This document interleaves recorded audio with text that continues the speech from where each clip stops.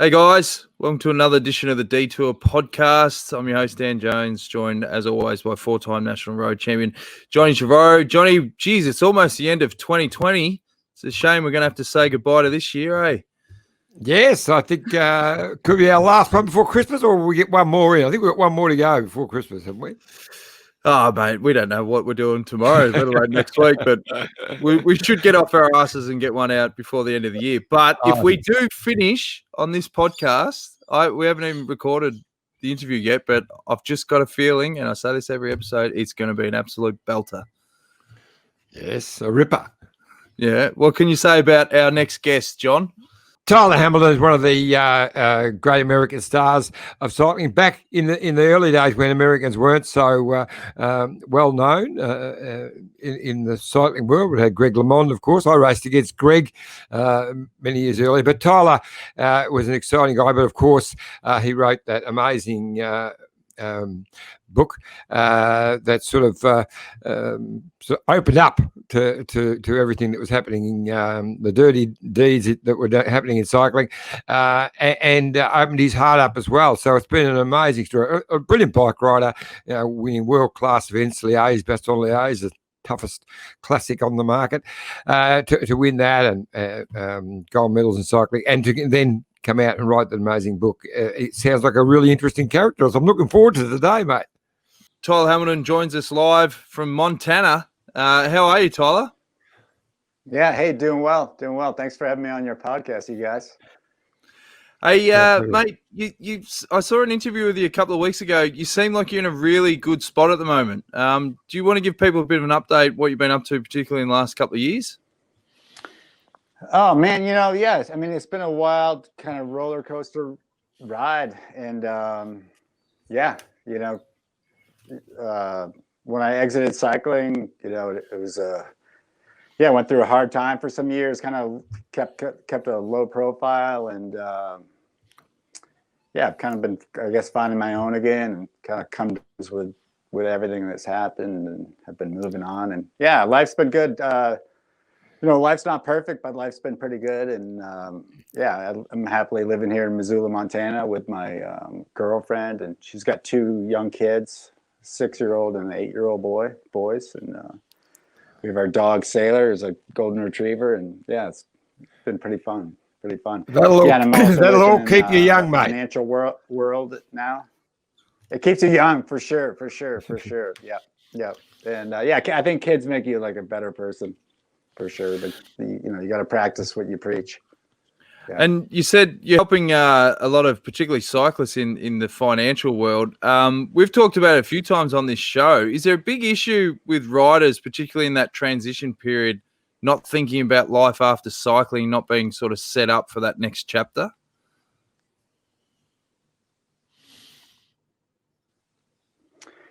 I think it is an issue. It was an issue with me. I didn't think about it. I thought it was being like unprofessional if I thought about life, after cycling. But yeah, I mean, man, I wish I'd at least spent a little bit of time, working on some of my skills or working on maybe a new skill set. I've helped to create a foundation now. It's going to help professional cyclists in need. And one of the things we're going to work on within this foundation is a career development, both when you're a professional cyclist, working on your career then, and also, lining up like young professionals with like mentors, veteran riders, and also starting to think about, life after cycling.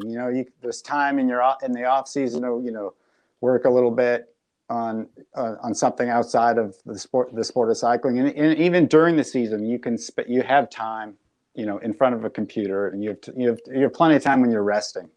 And there's plenty of time to do some, work on a skill set you already have, or a skill set that you're, maybe someday you'd like to be involved in, And I mean, when my career ended, I didn't know what I was going to do. I kind of struggled for some time. I started a little coaching company early on, and I still have that today. But I didn't know what else I wanted to do really, and I did some public speaking kind of around the world, did that, because of this book that I wrote. But I was struggling. I was like, "What's the next chapter?" And I was in real estate for about a year, like just residential real estate here in Missoula, Montana. But that wasn't my thing. And I'm in the financial world now. It's been a lot of fun, a steep learning curve. But I studied economics back in college. My plan was to kind of be in the business world and the sort of finance world. And wow, I'm almost 50 years old, and here I am. New career. Yeah, but it's been fun. It's fun. But I'm starting out at the bottom and work my way up. And I like learning and challenging yourself. And yeah, that's where I'm at. But yeah, with my feet on the ground, firmly on the ground. Yeah. What are all those certificates up behind your head there, Tyler? What are they? Oh, these are Tibetan prayer flags. It was during COVID. I was like, I had this just a completely blank backdrop, and I had these flags in my garage, so yeah, I like them. Yeah, nice shot in the dark there, John. Certificate. Yeah, totally. Yeah, there's my diploma from. Yeah, there you go. Yeah. Say a little prayer for me too. Yeah, totally. Yeah. The yellow one's the extra smart one. Well done, mate. Yes, right. Do you think, Tyler, that one of the biggest issues is what you identify as when you're a bike rider? That is your identity. You're a professional rider. So when you retire, you sort of essentially lose your identity. I mean, it must have been even tougher for you with the situation that you went through to go from this sort of massive highs to these massive lows. Yeah. It was, again, it was a wild ride. Yeah. I didn't, I feel like, when I left the sport, my head was, on a swivel. It was just spinning, and I didn't really know which way it was up. And yeah, I just kind of had to sit through it and slowly put one foot in front of the other, and never give up hope, and keep swinging, and missing a lot, but you keep fighting, right? And you keep working to get better. And I by no means have I made it, but here I am, working my way up in this new world. And it's been fun, and I like giving back, and I know I've helped a lot of people thus far, and that feels good. Iffy? Yeah, I was just going to say, when you first started out in cycling, how old were you? I was going to ask the question when you started riding the bike. Let's see. I cycled a little bit. I was a downhill ski racer growing up. So I cycled a little bit in like the summertime to keep my legs in shape, but I really didn't consider myself a cyclist till my sophomore year in college. I was training with our university ski team, the University of Colorado, and we were dry land training, and ironically, we're on mountain bikes, and they had us doing all these hard efforts, kind of racing each other. And I went over the handlebars and landed on my head and broke my back. I broke my back. It took me out, up to, ever since I was like 7 years old, I was, a ski racer. And all of a sudden, I think that was in like October. So, the ski season was, over for me. I took ski racing pretty seriously. And then when I got out of bed, like 6 or 8 weeks later, they said I could ride a road bike. So that's when I couldn't ski race that winter. So I kind of took, and I was pretty bummed out about that. And so I kind of took my aggressions out on the bike. And, I had no idea, but Boulder, Colorado was a huge cycling town, huge. And, today it's just massive. And, I felt I was very, very fortunate. So, I was out there on the roads outside of Boulder, and, I was just running into top amateurs and professional riders. And so it was a great place to learn how to ride a bike, and great way to, great place to develop into a professional bike rider. So I joined the University of Colorado cycling team, and I won a collegiate national championship, and the rest is kind of history. And then I just kept climbing the ranks, and I climbed the ranks pretty fast. And before I knew it, I was on the start line in the Tour. So so that whole process sounded like it happened pretty quick in terms of transition to cycling. Yeah, so for me, you didn't really you didn't have much of a chance, to set some massive goals. Was it all just sort of, we'll just see what happens, Yeah, I mean, year to year? every month was like, oh, this is great. Kept kind of climbing the ladder, and year to year, that I kept saying to myself, this is great. I won a collegiate national championship. I think it was in '93, '94. I was on the US national team, traveling kind of all over the world in all these big, huge races, and competing with the professionals in some races. And '95. Then '95, I was a pro, kind of a domestic pro. Racing mostly here in the States, and maybe like 20 to 25% in Europe. Did that for like 2 years, and then the US Postal team they got a bump up in their budget, and we became a European-based team in '97. So that's when I went over the pond. That's when it became really serious, and things changed. So I thought that was a question I really want to ask you. The early days of US Postal, you're over in Europe. You were sort of not laughed at by the Europeans, but you weren't thought of in the same class as them. Exactly. And it was pre-Lance. So what was it like, US Postal then in those early days? Quite a few Americans on that team, mainly. Yeah. Americans. I mean, it was fun. It was kind of like us against everybody else. And I mean, I understood that they were kind of laughing at us, and you couldn't really speak the language.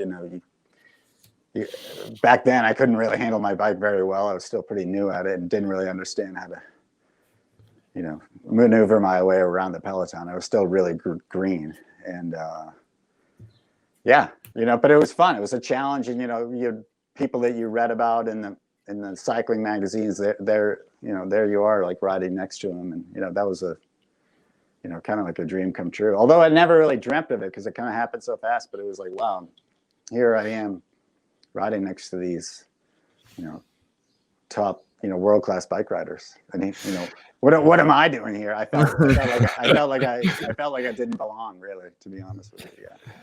But luckily in by '97, we started bringing on, European-based riders, big name riders who were, big veterans of the sport, and they kind of showed you the ropes, so to speak, and you learned from them, and it was So it was a lot of fun. It was a lot of fun climbing the ranks. Those early years, those gritty years, were kind of I think the funnest. Sorry to interrupt you there, Johnny. No, I was just going to say that '97 Tour de France was your first, and US Postal's first.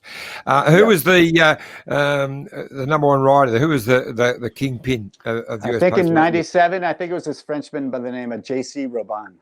Yep. I think that was '97. Yeah, we had he was in the top 10 that year, I believe.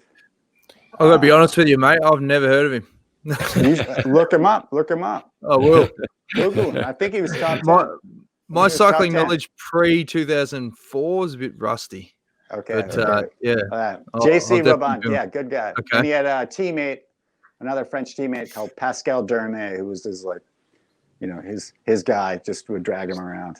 They never left each other's side. Yeah, great teammate, great, domestique type rider. So what was it like when you found out that they'd signed Lance and he came across the Postal? Did things instantly change? I wouldn't say they instantly changed, but it was obviously super exciting. Lance was just a huge hero of mine, and just I think a hero of the whole real peloton. And to have him come to our team was just. It was just a really great opportunity for everybody. But early on, it was he was coming back from cancer, so there were a lot of question marks. He struggled in his first spring coming back. I know that, but he finally kind of got his feet underneath him and had a good second half of his season. And it was really that next year, '99, when things changed. It was after he had a really good ride in the Vuelta. I think he was 4th overall. And then I think he had a good world championship. And after that, it was like, okay, game on. Yeah. Was that a real different approach in terms of we're going to go for the tour and it's all chips in and we're going to do recon and prep that people have never seen before?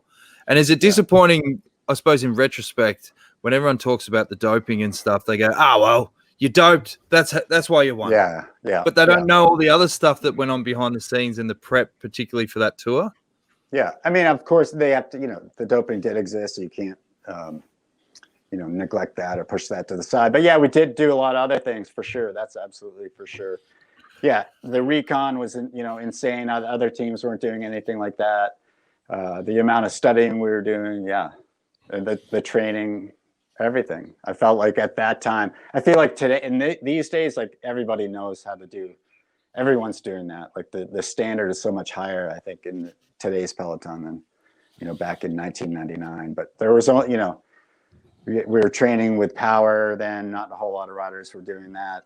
Lots of wind tunnel testing. Not a whole lot of riders were doing that. And lucky us, because it was like it was free speed, and free ethical speed too. So, and also Lance really we did our homework. We did our homework. Lance changed a lot of things, especially his the way he pedaled. I mean, he took it back. I think Charlie Gall back in the 50s used to do that, and no one had done it since. Where he just changed that completely. Yeah. Did he convince all you guys to do a bit more of that as well? Yeah, he did. I mean, he was the leader of the team, so typically, the knowledge spreads down from the top, and that's the way he was training. That's how he was getting coached, and so most of the guys on the team started riding with higher cadence. Honestly, by 98, I never even remembered worrying about what my cadence was. And then 99, I remembered, looking at my cadence like religiously, all the time, and trying to always keep it at whatever 100 on the flats and maybe 90 on a climb. Ideally when you're not separate from intervals. Sometimes you do big gear work like that or different cadence works, but keeping a high cadence, and I think it made a difference. From what I've seen with docos and the likes, it seemed like Lance rode really well angry, and it seemed like there was a lot of us against them, and let's sort of really stick it up. And there was the whole bad news bears mantra with that team. What was it like on the little, I mean, you guys didn't have the big bus back then, but what was the mood like in that 99 tour? Yeah, I mean, we were the bad news bears. Yeah, I mean, we had two rented camper vans. One, I think like 5 guys were in one and maybe 4 in the other or something like that. Driving through the Pyrenees or the Alps, it would just, every time you go around a corner, it would just rattle, all stuff would rattle from one side to the other. It was pretty funny. Yeah, we call it chitty chitty bang bang, I think. And I mean, it was us against the world a little bit. I remember the media back then was saying, Lance is a strong rider, but he doesn't have a strong team behind him. So that definitely fired us up. Most of us were unproven, but I think there's something to say about the strength of having the yellow jersey, on one of your teammates' backs. I think you do ride a little bit harder, you dig a little bit deeper, and you're that much more motivated. For all I knew, that was my one and only opportunity to ride, with someone on my team wearing the yellow jersey. So, all right, Johnny, it's that time of the show. Give Mitchelton a plug. Open up the shoulders, mate. Easy to do, mate. Easy to do. We're one of Australia's favourite wineries and a place of escape. There it is, the beautiful Mitchelton Winery, absolutely amazing Goulburn River. Experience the history and the beauty and the serenity of the Goulburn Valley at your own pace. Looking over the vineyards from the iconic tower, staying at the new hotel, relaxing by the pool, recharging in the day spa, where you can quiet the mind, unwind the body. Rediscover. I can't get the pictures to smoothly go over, but if you're listening to this podcast, it'll be even better. Go. Rediscover. You want me to start again? No, keep going. No, okay. It always cuts to your face. I don't know why. Okay. Yeah. Recharging the day spa where you can quiet the mind, unwind the body, rediscover the balance in a setting of peace and harmony. Explore the seasonal menu at the Muse restaurant where local produce offers worlds of flavour. Sample our seasonal menu with all wines perfectly paired. Stop by the Providor and tour the cellars and, of course, taste their highly awarded signature wines. always to be enjoyed. Taste the craft and the care in every bottle at the cellar door. Michelin has become a very popular venue for weddings and to celebrate special occasions. And there's a happy couple right there. And you have to have a visit downstairs, the Aboriginal Art Gallery. It is a must. It's world class with a huge range of amazing pieces from a variety of the nation's best artists. And of course, I think we'll get a glance at the $10,000 Land Cruiser with the $2.7 million paint job. 2.7. Good Right. stuff. All right. Well, here's a quick word from our great mates at Bike Exchange. Look at this bike. You think it's just a bike, right? But it's not. It's a bike 374 people are looking at. This guy, this girl, them, all looking at it. People from here, there, and wherever this is. People that are looking for a bike. Or just a piece of it. Amateurs, semi-amateurs, and pro-amateurs. This guy wants this bike, but with this crank and these bars. This could be the perfect match. But not this one. This girl has a bike to sell, and thousands of people might purchase it. Eyes on Bikes help grow small businesses. His, hers, yours, and the latest data and insights help those businesses keep moving. We are the world's #1 bike marketplace, with over 500,000 products and 900 brands, where buyers and sellers are brought together in a place where a bike is never just a bike. Bike Exchange, where the world buys, sells, learns, and rides.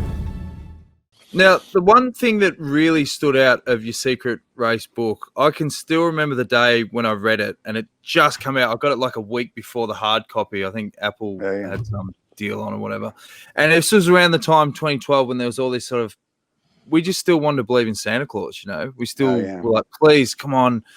For some reason, just it's got to be not true. But then when I read that book, I was like, oh, no.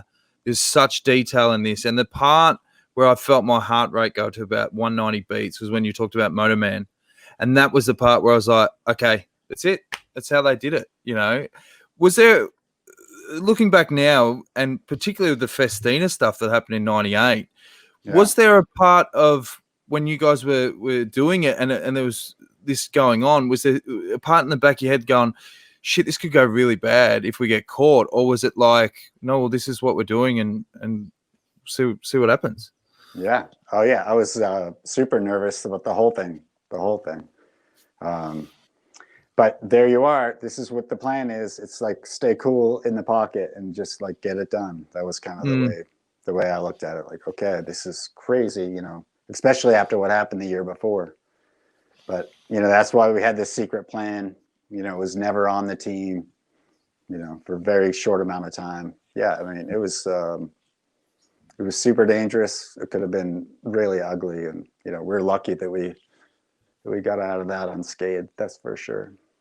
Yeah, I remember that 99 tour very well. I covered my first Tour de France as a journo in 91, and I come back in 98, and this year was the first one I've missed since then. But I can remember watching it and thinking, you know, this is amazing that Lance has been able to come back from his cancer and be competitive in the tour. I never, at no stage in the early part of that tour, did I think Lance would win.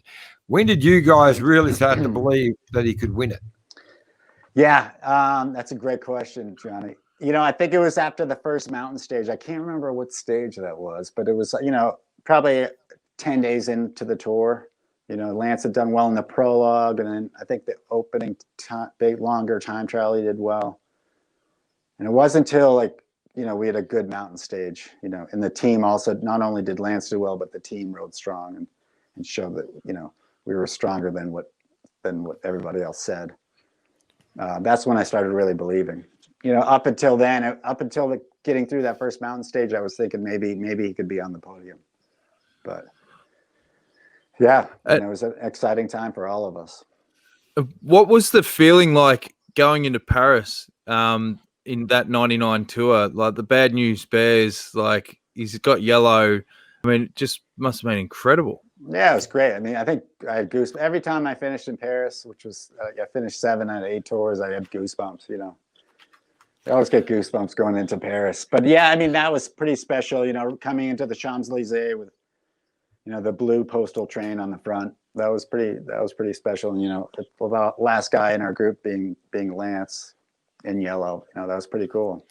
And after, you know, his story coming back from cancer was, you know, it was massive, not only in the States but really worldwide. So did the hysteria around Lance, like, it just absolutely exploded after that win? I mean, he's doing Letterman and all these sort of things. Did you expect that level of hysteria, particularly back in America?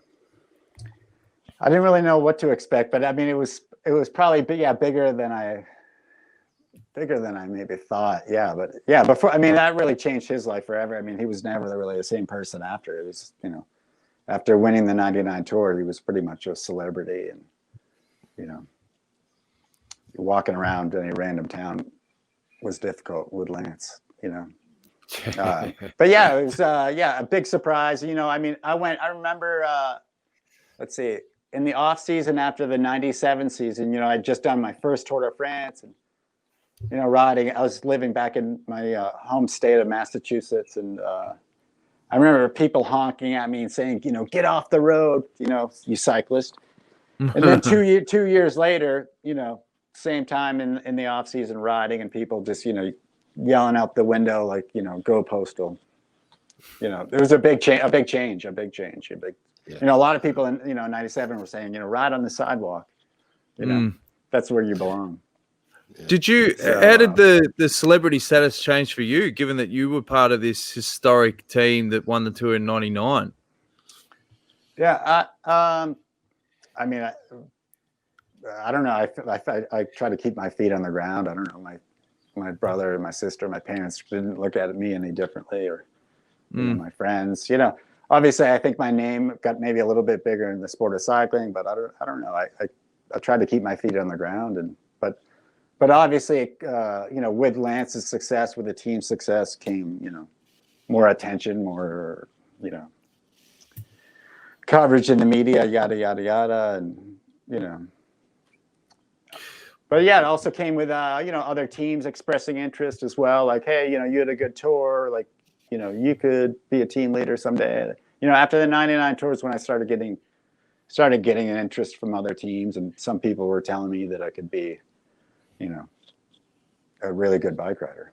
So was Lance protective of his, almost like his wolf pack and his key guys, and you know, he realizes that he can't let you guys of your sort of caliber go?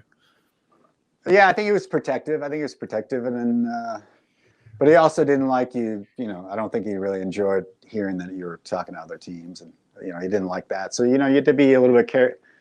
You know, Lance had a challenging personality at times, and yeah, you know, you didn't really want to get on his bad side, that's for sure. And you know, when that happened, it was typically best to kind of move on. You know, and that's kind of what I did. Yeah, but you know, he was a fighter. He was a fighter. That guy. I mean, he loved to win. He had to win. You know, I mean, for me, second and third and fourth place was great. You know, but for Lance, that was, you know, he didn't like it. And it was about winning. Was there any parts of that ESPN doco series that you learn a little bit more about the psyche of Lance, that you could join a few more dots, particularly those earlier days when you were with him? Yeah, you know, I didn't know about his stepfather who beat him. You know, I didn't know about that. He never talked about that. But when you know, that made me really sad to see that. And, you know, I don't know what, you know, I grew up with a fantastic mother and father. And, you know, I don't know what that would have been like for me as a kid to go through. So, you know, I know you can't live in somebody else's shoes. So you can't, it's hard to make a judgment on somebody else, you know, when you haven't been through, you know, what they've been through. So, you know, that opened my eyes a lot. I didn't like seeing that. At all. But, you know, I think Lance has, you know, come a long ways, and I think he's, you know, I think his probably feet are pretty close to the ground right now. And I think he's, you know, I think he's probably a better person today than he's ever been. So you had 3 tours with Lance, I think. Yeah. Let's see. Yeah, three. Yeah, and so you obviously left because you wanted to have to see how you go yourself. You left to go CSC, but was it just that, or were there other issues in the team that you? Yeah, I think I was ready. I helped Lance win his first 3 tours in '99, 2000, 2001. I think it was just time to kind of make a change and something new and different. I didn't want to look back in my career and say like I wish I didn't try to try something different, go to another team. And I was getting some opportunities with other teams to kind of ride more as a team leader, and that's what happened with Bjorn Rees and CSC. They had a rider, Laurent Jalabert, on the team, but he brought me into the team and gave me full reign on the Giro d'Italia in 2002, and that was my first opportunity to be a team leader in a Grand Tour. So that was great. I got second, and that was awesome. Yeah, that was a highlight of my career at that point. It was just awesome. Yeah. It was fun, and the Giro was just a beautiful race. How did you find the difference in the structure and the ambience of the CSC team compared to US Postal? Yeah, I mean, it was a nice change. I think. I mean, I had some great years on the Postal team, and awesome memories. But I think I'm ready for a change of pace. I like the way Bjorn Rees kind of took a couple steps back and did things a little bit differently. I mean, starting from the winter boot camp. Going. I think my first December training camp. Yeah. In December we went to Sweden and slept outdoors for 5 or 6 days and did all sorts of team building things, and I thought that was great. We had I think we had 25 or 26 riders on the team, and we had 14 different nationalities. I mean that was the first. Let's see, the next year, 2003, we used Cervelo bikes, which were all the Europeans call them triathlon bikes, because they were, had a funny looking shape to them. We used speed play pedals. We got laughed at about those, these lollipop like pedals. And we had these aerodynamic wheels called Zip wheels.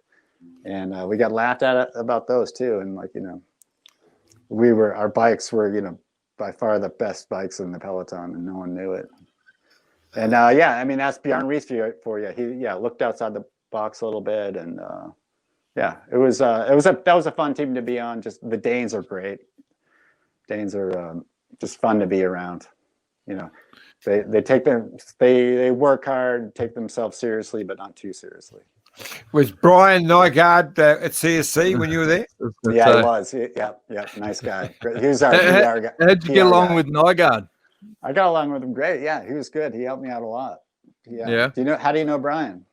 Oh, he worked at Green Edge with us back in the day. Dan lived with him for a little while. He couldn't handle Dan. He threw Dan out after 4 days. Okay. Wow, I urinated with the door open, and apparently in Denmark that's a no-go. That was a deal breaker. So that's great. Kicked me out. What were the major differences with, say, Bjarne's style to Brunel's style? Let's see. I mean, that's hard. That's a hard one. That's what we do on the detour, mate. Curlies. Yeah. Curlies. Yeah, I don't know. Bjorn took more of a Zen-like approach to everything, and a lot of times there weren't a lot of words said, but he'd just sit there and take it all in. And I don't know, maybe a little less stressful. I don't know. I mean, we had Lance on the team, and he started winning right away, and so that brought us a lot of pressure. And so I mean, Johan was expected to win, so he put a lot of pressure on his riders, for sure. And so did you have to I'd tell say the I had Postal? probably a little bit more fun on the CSC, maybe a little bit more fun.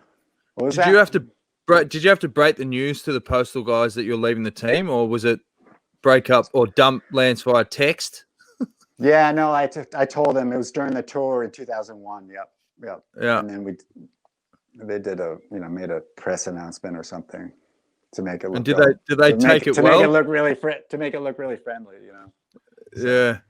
but yeah, I mean, the relationship changed after that. You know, we went from teammates to competitors from that day on. Yeah. Our relationship changed completely after that. Take us through the 2003 Tour de France, because there's some epic stories to come out of that, particularly relating to your teeth. Oh yeah. I mean, I went down on what state there was a mass crash on what stage 1. It was in the field sprint, and I think a small little Frenchman went up against this tall Spanish guy, and they both went down, and it created a domino effect across the peloton. And I was a part of that carnage, and I fractured my collarbone. Yeah, and but yeah, decided to keep going because it was still together in one piece. It wasn't like fully displaced or anything. So I had a fracture, and but I was in the form of my life, so they were gonna have to pull me off my bike for me to stop. So I just kind of took it one day at a time, and when I was in the hospital, after getting my collarbone X-ray, this French doctor said, maybe it's possible if you can handle the pain, maybe it's possible he continues. So I took that as like, okay, I'll try until they say I can't go anymore. I'll keep trying. And the pain was so hard that you just gritting down. I ground my teeth. Yeah. All these teeth are fake. Caps. Yeah. And I know, but that's what you do when you're young and not very smart. Just that's what you do. Young and stupid, as they say. It's funny. I'll just say, I had a similar. They call it a green stick fracture. I came back from Europe with that and rode one of our long races called the Grafton Wind Varroa with a green stick fracture and got through it. But it hurts, but it's not like, as you say, the bone's not apart, so it's just a bit of pain, but it's not. There's a lot of pain. Yeah. But I was also, in that tour, I was lucky. I mean, I still had a good tour, but the first week it could have, if there was crosswind and super, tough stages, I think I would have been, off the back. But luckily, the stages were pretty controlled, and we had good weather, and I was able to kind of float at the back of the peloton for the first week and just save my energy and kind of recoup. And by the time we hit the mountains, I was, not ready to go, but more ready to go than, what's that, Johnny? I was going to say that tour, IMAX were doing a big feature on you. And it was all about the human brain. They had these massive cameras and what was their reaction when you crashed out on stage 1? Oh yeah, but crashed. Well, they thought it was all over, and they were pretty upset, I think. But I think they were happy that I continued. But yeah, there was no pressure on them for me to continue. That's for sure. And yeah, I didn't know what was going to happen. I just took it really one day at a time, or I don't know. Even like the next day after the crash, I just I mean, they brought my bags to the feed zone thinking that was it. And yeah, I just take it really a few kilometers at a time, and if it was too hard, that was I had a good reason to stop. Iffy? No, but I mean, so that was 2004. That was 2003. Yeah, 2003. Sorry, 2003. So that was your last year with CSC. I thought you were with Phonak that time. So 2004 was your first with Phonak. Then I went to Phonak. Yeah. We do really solid research on the detour, mate, if you haven't picked up. That's right. No, I had it written down here, but I just got a little confused. It's a long time ago. It's a long time ago. But you won a stage with a busted collarbone, mate. I mean, I don't know how many riders have done that at the Tour de France. That from the 2003 tour. Is it? You look back at your highlights of your career. I mean, that'd have to be up the pointy end. Yeah, that was nice. I mean, the Tour de France is the Tour de France, and it was nice to get that opportunity to win a stage. But I don't know. Other than talking to you guys about it right now, I don't really think about it much or gloat about it. Yeah. Yeah. Well, if it was John, we'd probably hear it every episode. Of course. Anyway. So you went to Phonak in 2004, and I remember excerpts from your book. Lance really saw you as a threat, particularly that Dauphiné when you ran second. I think it was like, there's a chance I'm not going to win the Tour this year. Did these mind games really start dialing up around that time? Yeah, I think they were starting to dial up there, and I think our relationship was starting to get a little bit tense at that point. Yeah, that in the 04 Dauphiné, yeah, for sure. I don't think yeah. I mean, yeah, it's a good sign of your form. It doesn't mean you're gonna, if you have a good Dauphiné, it doesn't mean you're gonna have a good tour, but typically you want to be closer to the pointy end of the group there in the Dauphiné if you want to have a good tour. Yeah, I don't know if he was happy with how I was doing. I don't know. And obviously, 2004 is a really tough period for you with everything that happened. You obviously won the Olympics, and subsequently, did they end up taking the gold medal off you in the end? Yeah, how did all that process work? I gave it back in like 2010 or 2011. Yeah. I always what is the process there? It's like a FedEx guy knocks on your door and says, I gave it to my good friend Jim Capra, who delivered it, I think, to the USOC. Then I think it went to the IOC, and then I think it went to back over to Russia. Yeah. Yeah. Right. Yeah. But that whole period there, I mean, it must have been so tough mentally to go through what you'd been through. What sort of stuff can you pass on to people about learning how to get out of those darker periods? Oh yeah. I mean, number one, I wish I had told the truth from the beginning. I hid the truth for many different reasons.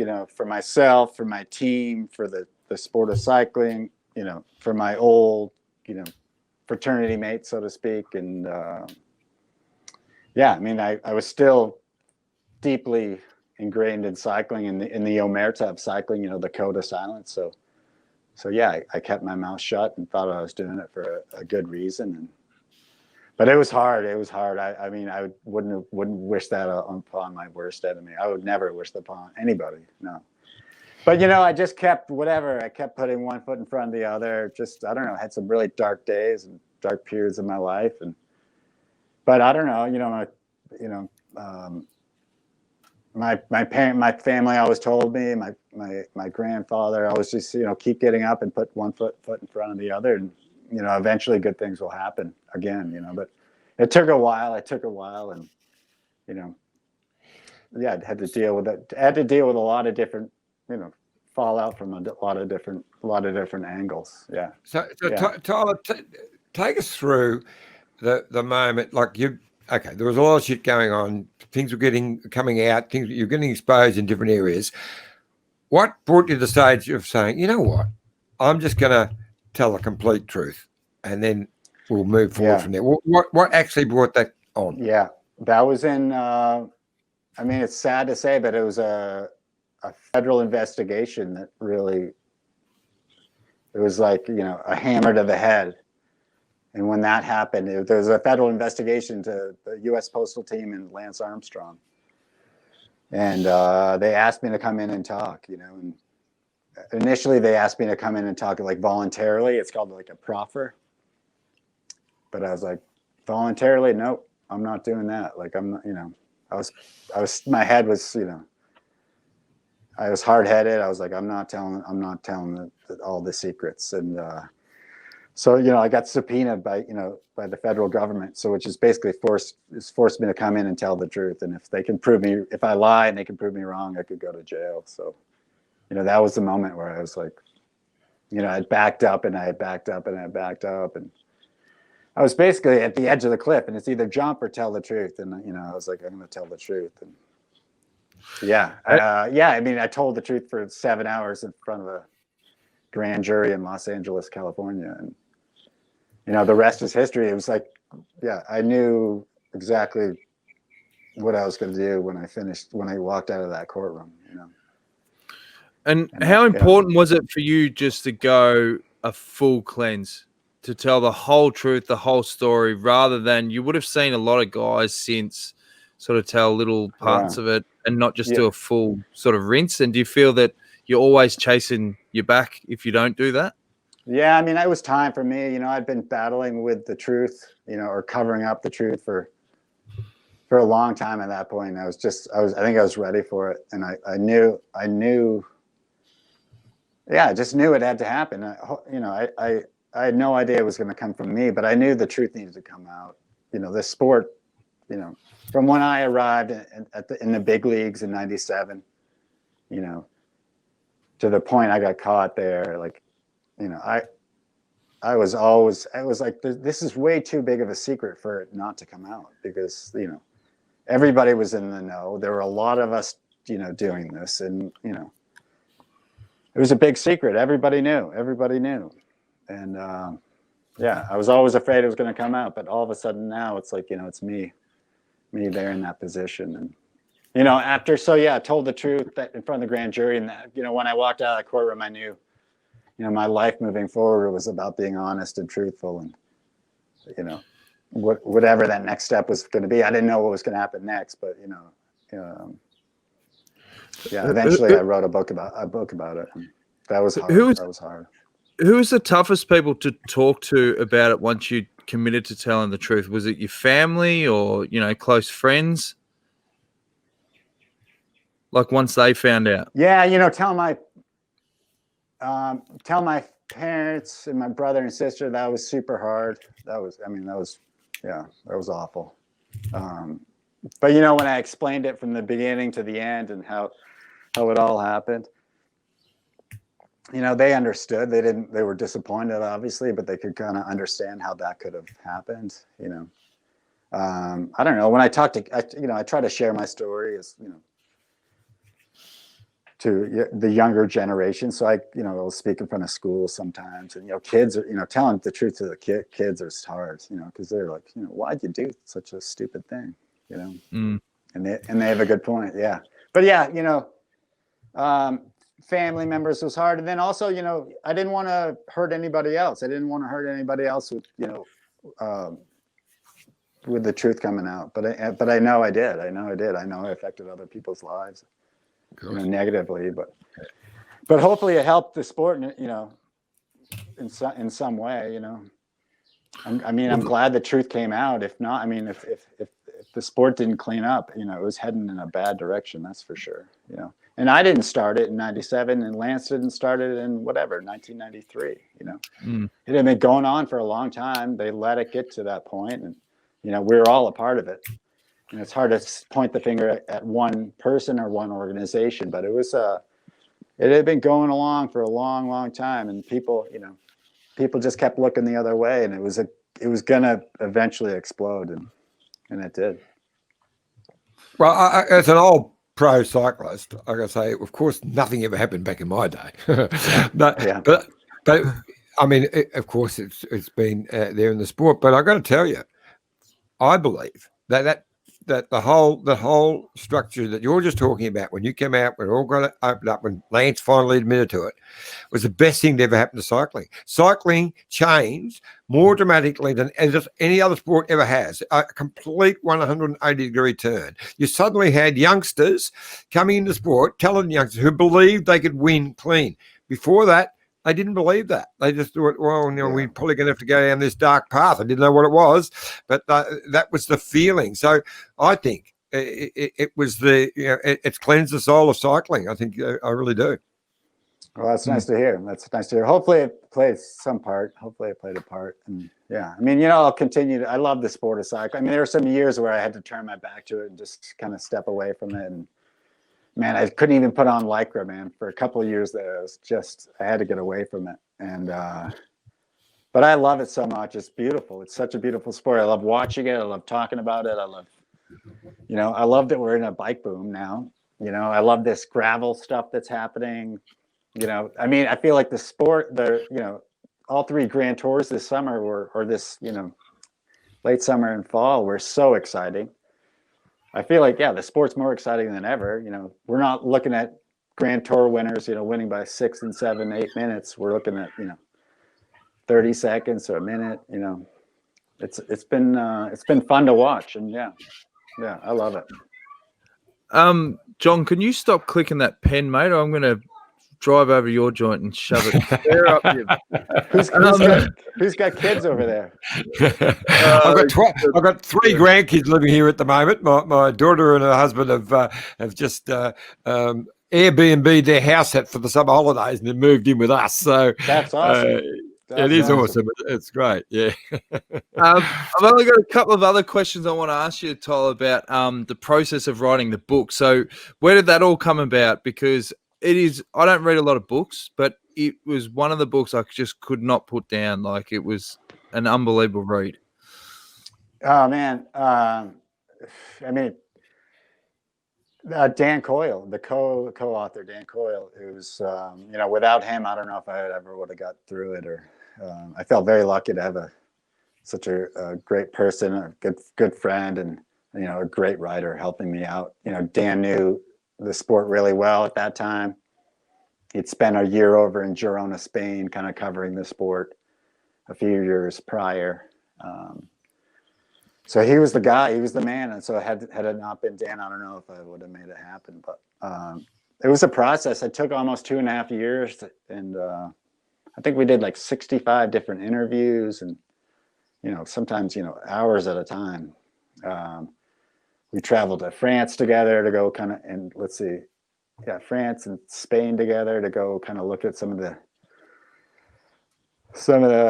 places where some of the sinister stuff happened. And yeah, it was a big process and really cathartic for me. I mean, Dan told me, by the end, like at the beginning, the words were just like slowly creeping out of my mouth, and it was very deliberate kind of responses to his question. And by the end, it was just kind of like flowing out of me, just, without any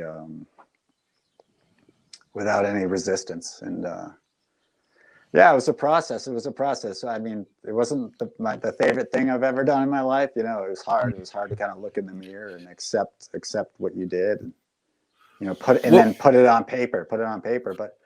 But I'm not that proud of like what's in the book, but I'm proud of writing it, and coming clean. And I'm not that proud of everything I did. That's for sure. What was the feeling just before the book was launched? Like, were you shitting yourself? Were you excited? Oh yeah. I was I don't know. Yeah, I was nervous, but I was a little bit almost numb at that point, just because I had just like given everything to get that completed. And then, I mean, at that point, it's like, okay, it's going to go to press and people are going to read it. They're going to like it, love it, hate it, or whatever. But, but I knew, like, hey, there's the truth. And like, here you go. Like, I honestly didn't care if only 10 people read it, There it is. If you want to hear the story, you can go read it in that book, What was the reaction? I got off my chest, and it felt really good. It was cathartic. What was the reaction like? Yeah. I mean, it was it's a little bit overwhelming, I'd say. Yeah, overwhelming. Yeah, all sorts of feedback, and straight away there was a lot of forgiveness. Like straight away, I went from like my name being black to like a ton of forgiveness, and it was almost too much.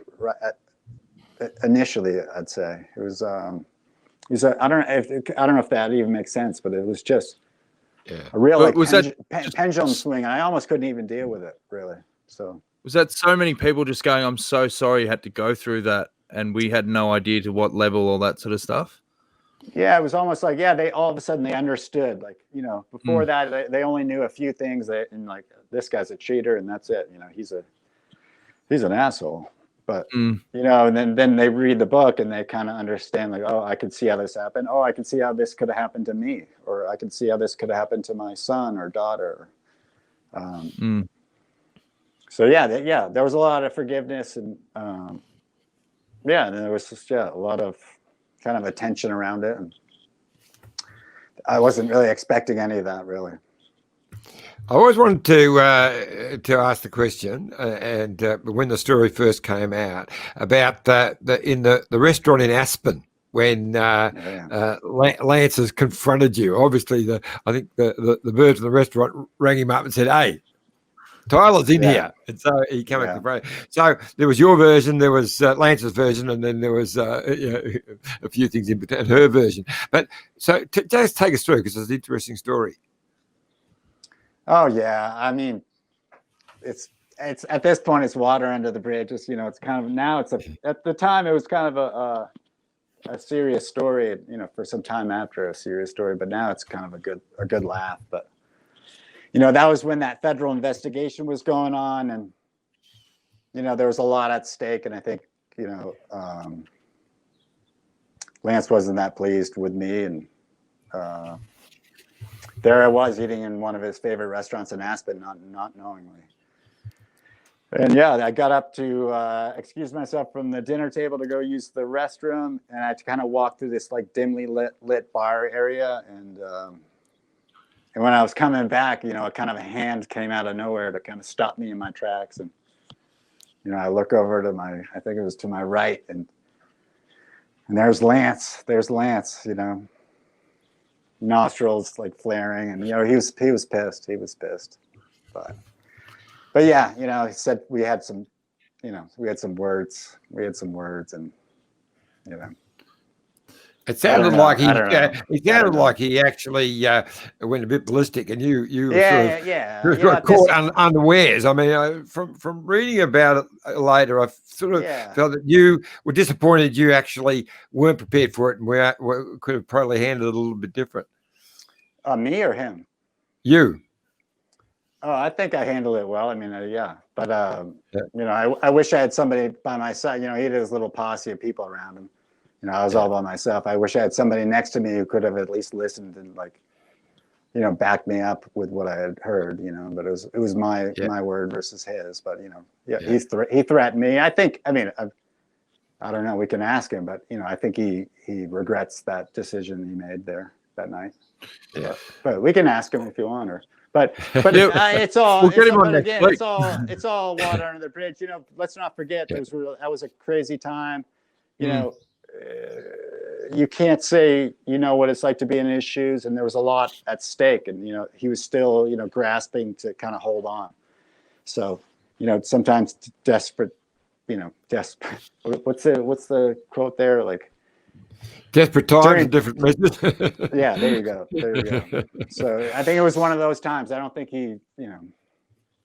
Interestingly, do you think?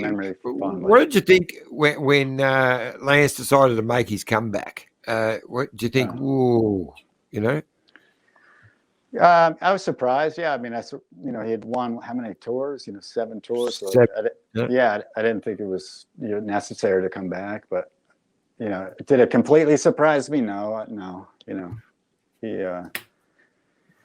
Yeah, I mean, Lance is Lance. Yeah, I mean, he'd love to win. I think he probably missed winning. I think he probably missed, being on top. And I think he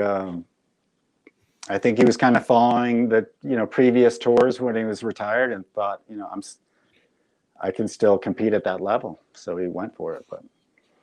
But yeah, I mean, I thought it was unnecessary. But that's hindsight's 20/20, I guess. Looking back. But yeah.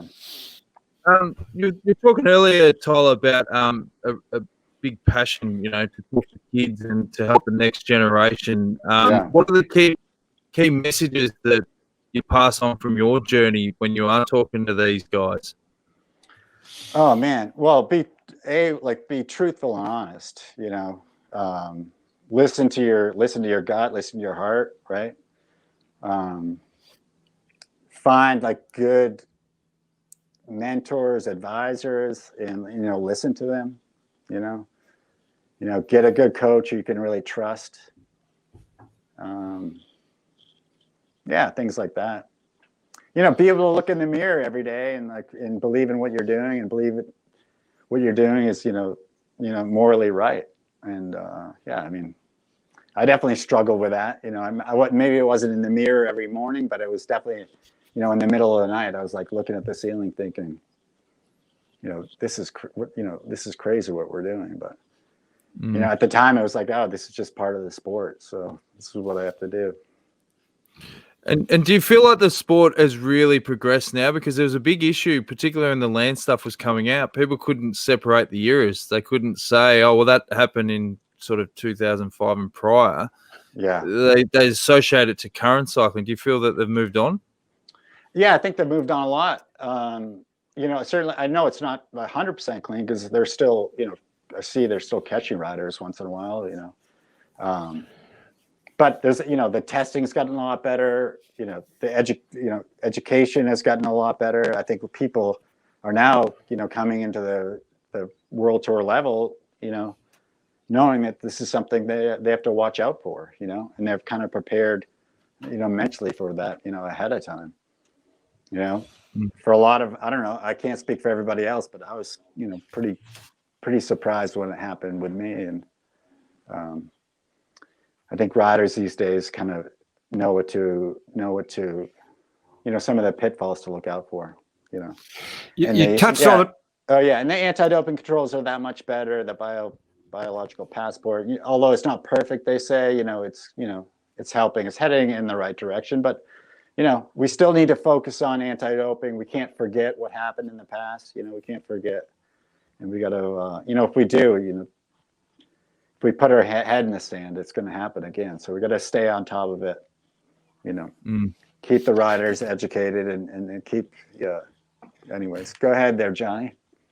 I'm just saying, you touched on it earlier on how amazing the Grand Tours were this year. The fact that they were able to even have them at all.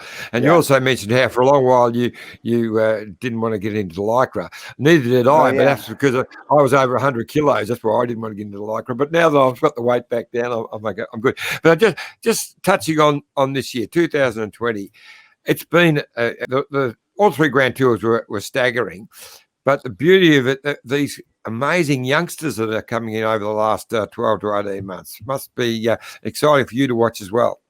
Yeah, it's great. You're like, who's this kid? And then next thing you know, they're winning a big race. And it's a lot of fun to watch. There's a lot of unknown. And I think there were some years there where everybody could kind of see what was going to happen. It was getting maybe a little bit boring. I thought all three Grand Tours this year were super exciting, and I wasn't able to watch every stage, but I would at least follow it, online and read about it, and so exciting. And I think the sport is a lot to be excited about in the future. I mean, we have a lot of young talent, just and who knows? And look, we have some Americans coming up in the ranks who are super talented, and I'm really excited about them. And but it's fun. It's fun to be a fan. I don't think I've ever been this much of a fan. When I was younger, I was more focused on like ski racing. We've said a lot on this show.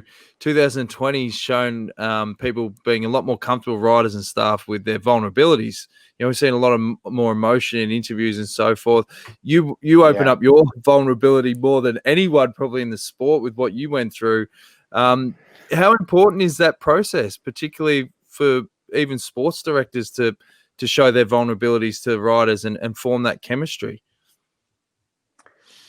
I think it's important. I mean, we're all human, right? We all go through our ups and downs, and maybe it's maybe if you're a bike racer racing at the World Tour, maybe you're struggling at home or something, with your girlfriend or wife, or maybe there's you're having problems with your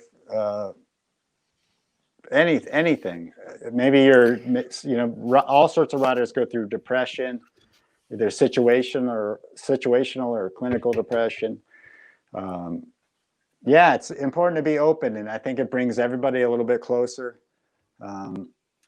When people are really rigid and closed off like that, it creates kind of a negative, kind of a sterile and negative environment, I would say, and not very warm and not very comforting. It's hard. You're with your team for, as you guys know, you're on the road for such a big chunk of the year, with these riders and staff members, and it's important to be, to open up and be your real self.